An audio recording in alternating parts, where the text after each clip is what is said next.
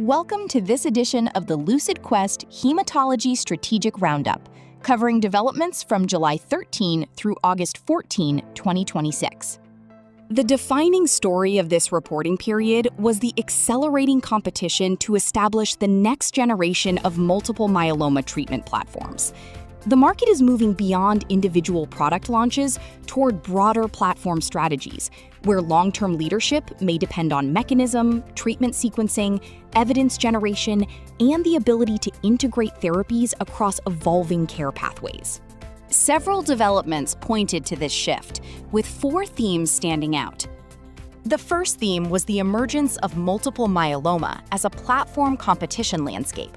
BMS advanced its CELMoD strategy through regulatory progress for mesogdomidide and accelerated approval of Zembexis, while J&J continued strengthening its bispecific antibody position through Tecvayli and Talvey development.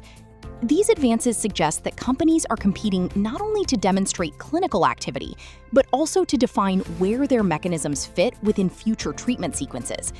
The key uncertainty is which platforms will achieve durable positioning, as long-term success may depend on sequencing flexibility, treatment burden, and real-world adoption. A second major theme was the expansion of advanced therapies into earlier treatment settings. Earlier line development is becoming a central competitive battleground because therapies introduced sooner may influence larger patient populations and shape clinical decision-making.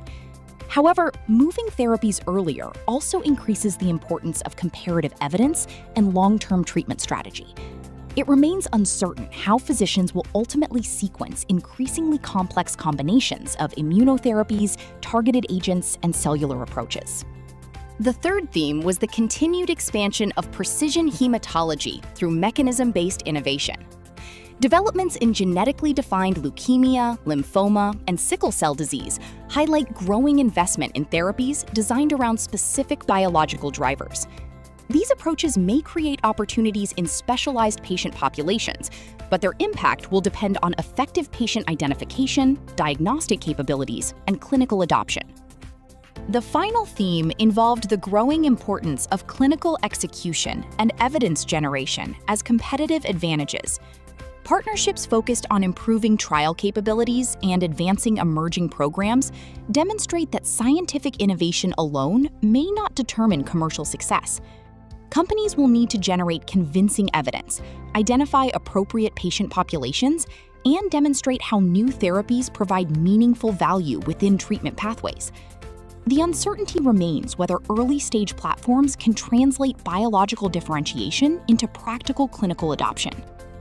Looking ahead, we will be watching how CELMoD therapies position within evolving myeloma treatment sequences, how bispecific antibodies perform as they move earlier in disease, and whether precision hematology programs can demonstrate meaningful differentiation. We will also be monitoring whether emerging platforms can establish value beyond regulatory approval through stronger evidence and clearer roles in clinical practice. The key takeaway is that hematology competition is increasingly becoming a race between platforms rather than products. The strongest strategic signal from this period is that future leadership may be determined by which approaches can combine clinical benefit, sequencing value, and integration into increasingly complex treatment ecosystems. Thank you for joining this edition of the Lucid Quest Strategic Roundup. For more healthcare market intelligence and strategic analysis, visit www.lucid.com.